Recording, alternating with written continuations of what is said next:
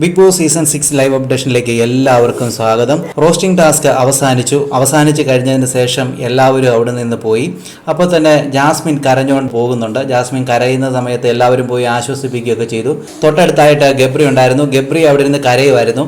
ഗബ്രിയെ ആശ്വസിപ്പിക്കാനായിട്ട് റസ്മിനും നോറയും അടുത്തോട്ട് ചെല്ലുന്നുണ്ട്. അപ്പോൾ ഗബ്രി കരയുകയായിരുന്നു.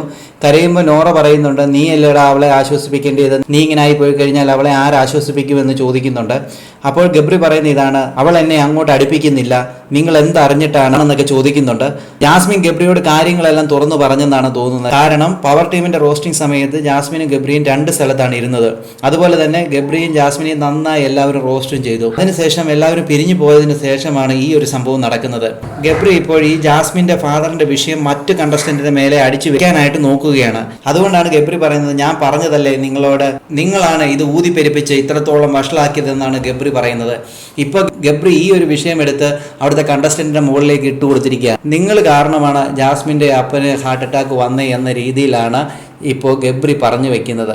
എന്തുവായാലും ഇതിന്റെ സത്യാവസ്ഥ എന്താണെന്നുള്ളതൊക്കെ നമുക്ക് ഓരോരുത്തർക്കും അറിയാം. വരും നിമിഷങ്ങളിൽ നമുക്ക് കൂടുതൽ വാർത്തകൾ അറിയാൻ സാധിക്കും. കൂടുതൽ വാർത്തകൾക്കും വിശേഷങ്ങൾക്കുമായി ഈ ചാനൽ സബ്സ്ക്രൈബ് ചെയ്യാൻ മറക്കല്ലേ ഗൈസ്.